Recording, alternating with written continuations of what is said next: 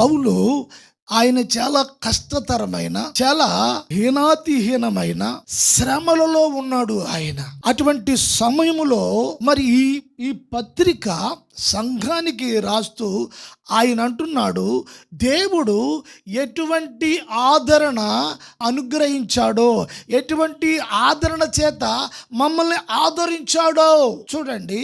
ఆయన కష్టములో ఉన్నప్పుడు, బాధలో ఉన్నప్పుడు ఆయన యందు విశ్వాసం ఉంచిన ఆయన్ని ఆదరించారు అని చెప్తున్నాడు. ఆదరించారు అని చెప్పడమే కాదు, ఏ ఆదరణ అయితే మేము పొందుకున్నామో, ఏ కనికరమైతే మేము పొందుకున్నామో, ఏ ఆదరణ అయితే మేము కలిగి ఉన్నామో, అది తిరిగి అదే ఆదరణ, అదే కనికరము మేము సంఘములో ఉన్న వారిని ఆదరించుచున్నాము. దైవజనుడు మాట్లాడుచు అంటున్నాడు, సంఘాన్ని ఆదరించాలి, సంఘం మీద ప్రేమ చూపాలి. అంటే మరి ఏ మాటల ద్వారానా?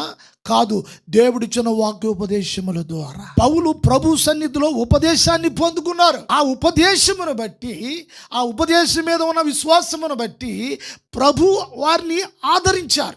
పౌలు ఆయన చాలా కష్టతరమైన, చాలా హీనాతిహీనమైన శ్రమలలో ఉన్నాడు ఆయన. అటువంటి సమయములో మరి ఈ పత్రిక సంఘానికి రాస్తూ ఆయన అంటున్నాడు, దేవుడు ఎటువంటి ఆదరణ అనుగ్రహించాడో, ఎటువంటి ఆదరణ చేత మమ్మల్ని ఆదరించాడో చూడండి.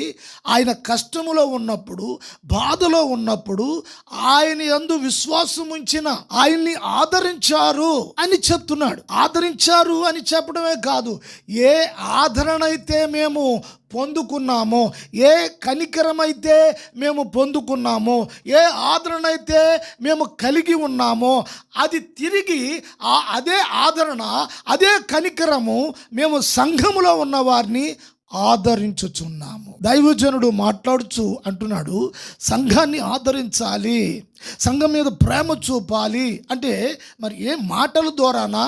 కాదు, దేవుడిచ్చిన వాక్యోపదేశముల ద్వారా. పౌలు ప్రభు సన్నిధిలో ఉపదేశాన్ని పొందుకున్నారు. ఆ ఉపదేశమును బట్టి, ఆ ఉపదేశం మీద ఉన్న విశ్వాసమును బట్టి ప్రభు వారిని ఆదరించారు.